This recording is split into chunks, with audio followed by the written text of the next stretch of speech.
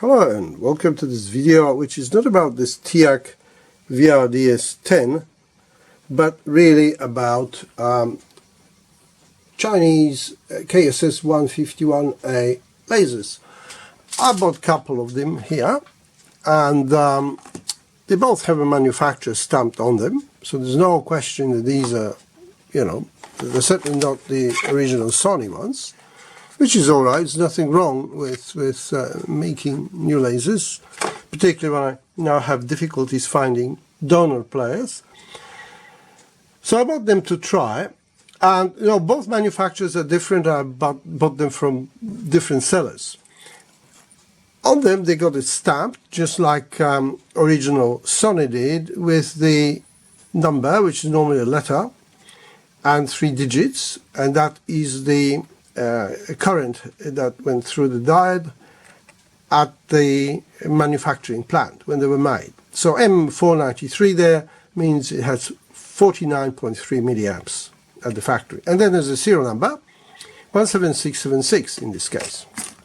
Well, if you look at that one, it has the same number, M493, so it would appear that they've achieved a better consistency than Sony ever did, because they varied wildly, from mid 400s to almost 700. So it was, for 40 something milliamps to almost 70 milliamps. But the serial number, as you see here, is 17680. So it's only 4 units apart. And even though they say they're different manufacturers, they really seem to come from the same factory.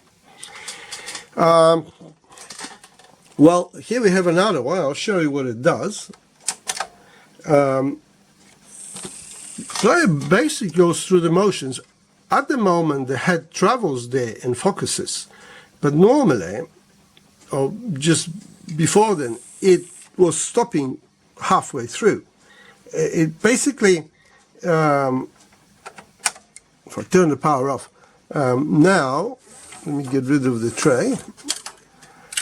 Normally, with power off, that thing should just move freely. Well, in this case, it doesn't. When you push it in here, it almost goes well. It certainly goes better away than towards the center of the disc.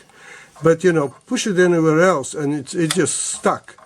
And normally, these should travel freely. They actually, I don't know if it can be seen or not, let me get a pointer of some sort. They actually travel on that wheel there, on that white wheel. Can't see it. Yeah, so there's a white wheel there. I'm not going to try to zoom because it will go out of focus anyway. What I have also observed that the ribbon, if you look at the ribbon there, it's not hooked properly. So that, when the head goes there, it might actually rub on it a bit. But that is to be corrected. But maybe they've worked out the electronics, but mechanically they got slightly, they got the dimensions slightly wrong. And this is, yet again, different manufacturer. You can see they didn't stamp it with normal convention of that Sony used to use with the letter and 3 digits. And of course 019 would mean that there is less than 10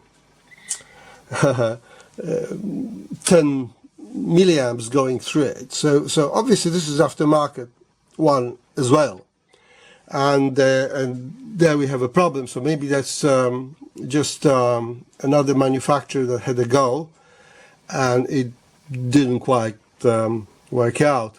It'll be interesting to see if the other workshop still has the original Sony lens. I'll have to ring him and ask him, if he does and whether I can have it.